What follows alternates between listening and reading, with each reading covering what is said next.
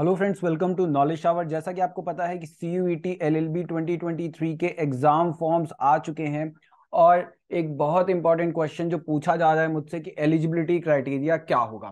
तो ये वीडियो बहुत इंपॉर्टेंट होने वाली है क्योंकि हम इसमें बात करने वाले हैं eligibility criteria for CUET LLB entrance examination. और इसके साथ साथ हम ये भी बात करेंगे क्या यूनिवर्सिटी वाइज भी एलिजिबिलिटी क्राइटेरिया अलग अलग है। तो ये वीडियो एंड तक जरूर देखें। Hi, I am Shivam Pandey and जो ने भी अभी तक इस चैनल को सब्सक्राइब नहीं किया है तुरंत जाइए सबसे पहले नॉलेज शावर को सब्सक्राइब कीजिए ताकि रेगुलर अपडेट्स आपको मिलती रहें। आप हमारे साथ इंस्टाग्राम पर जरूर जुड़ें, इस पे हम leading case laws and current affairs डालते रहते हैं जिससे आपको एग्जाम में काफी हेल्प मिलेगी। और टेलीग्राम का लिंक मैंने डिस्क्रिप्शन बॉक्स में दे दिया है, इससे जरूर जुड़ें, इस पे हम PYQ आपको भेजते रहते हैं। चलिए अब बिना किसी डिले के वीडियो को स्टार्ट करते हैं। तो जहां तक मैं CUET LLB के एलिजिबिलिटी क्राइटेरिया की बात करूं तो CUET केवल एक ही बात करता है कि ग्रेजुएटेड होना चाहिए स्टूडेंट, या तो ग्रेजुएटेड हो और या तो अपने फाइनल ईयर में अपीयर हो रहा हो।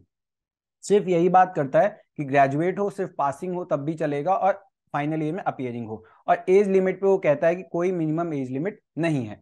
अब लेकिन जहां तक मैं बात करूं CUET एंट्रेंस एग्जाम की, तो CUET PG एक कॉमन एंट्रेंस एग्जाम है। लेकिन इसका मतलब ये नहीं है कि यूनिवर्सिटी की अपनी कोई अलग से एलिजिबिलिटी नहीं है।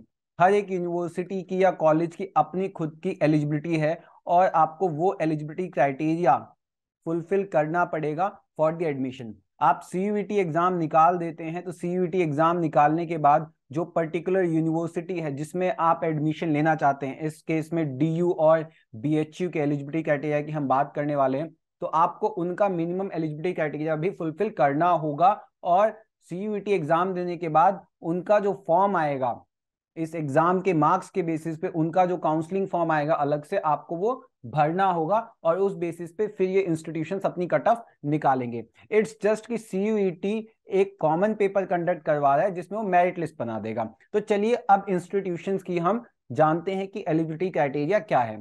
तो देखिए, अगर मैं दिल्ली यूनिवर्सिटी की बात करूं तो दिल्ली यूनिवर्सिटी में जैसा कि मैंने बताया मिनिमम ये तो है ये कि या तो ग्रेजुएटेड हो और या तो फाइनल ईयर ऑफ ग्रेजुएशन में कोई भी स्टूडेंट हो तो वो एग्जाम दे सकता है। और एलिजिबिलिटी क्राइटेरिया की मैं अगर बात करूं तो अनरिजर्व्ड, OBC और EWS मिनिमम 50% मार्क्स इनके होने चाहिए ग्रेजुएशन में। This is minimum. और for ST category 45% minimum marks होने चाहिए। UR, OBC, EWS 50% मार्क्स और SC ST 45% मार्क्स। और कोई एज लिमिट नहीं है, no age limit for 3 year LLB programme. आप ये देख भी सकते हैं, ऑफिशियल नोटिफिकेशन है, जो पेपर कोड है COQP11, लॉ का पेपर कोड है LLB। ये आपका पैटर्न दे रखा है 100 क्वेश्चंस, और इसके साथ साथ सिलेबस भी है इसमें कि आपके लैंग्वेज कॉम्प्रिहेंशन से आएंगे, जनरल नॉलेज से, then computer basics and logical reasoning. ये 4 चीजें दे रखी हैं, मैथमेटिक्स नहीं दे रखा। ठीक है, सो लॉजिकल रीजनिंग में ही कुछ छोटा मोटा पोर्शन मैथमेटिक्स का पूछा जा सकता है, नहीं तो लॉजिकल रीजनिंग पूरा होगा, मैथमेटिक्स नहीं है। ठीक है, और यूनिवर्सिटी ऑफ दिल्ली का यहाँ आप देख सकते हैं कि 50% मार्क्स होने चाहिए फॉर UR, OBC, EWS और 45% marks for SC ST PWD category. आप यहाँ पे PWBD कैटेगरी भी लिख सकते हैं। ठीक है, अब हम बात करते हैं BHU की, that is Banaras Hindu university. अगर मैं BHU की बात करूं तो इसमें भी या तो ग्रेजुएटेड हो और नहीं तो अगर फाइनल ईयर में है तो वो भी एग्जाम में बैठ सकते हैं CUET PG में। लेकिन अगर आप एडमिशन लेने जा रहे हैं तो पहली चीज ग्रेजुएशन तो आपका कंप्लीट हो ही जाना चाहिए, इसके साथ साथ 50% मार्क्स आपके कम से कम होने चाहिए। इसने कोई भी स्पेसिफिकेशन नहीं दिया कि SC ST OBC और जनरल की क्या कट ऑफ होनी चाहिए, कुछ नहीं, केवल 50% मार्क्स उन्होंने कहा है कि मिनिमम इतने होने चाहिए और कोई एज लिमिट नहीं है। आप ये ऑफिशियल नोटिफिकेशन में भी देख सकते हैं, पेपर कोड सेम वही है COQP11, लॉ का पेपर है LLB। और आप पैटर्न देख ही सकते हैं, 100 क्वेश्चंस आएंगे और 4 पोर्शन है। आप जिसे इंग्लिश कॉम्प्रिहेंशन या इंग्लिश बोल सकते हैं, English language and comprehension, GK बोल सकते हैं, कंप्यूटर बेसिक्स बता सकते हैं, और चौथा जो सब्जेक्ट है वो है लॉजिकल रीजनिंग। मैथमेटिक्स नहीं आएगा। ठीक है, मैथमेटिक्स नहीं दे रखा है इसलिए मैथमेटिक्स नहीं आएगा, लॉजिकल रीजनिंग अच्छे से कर लीजिए।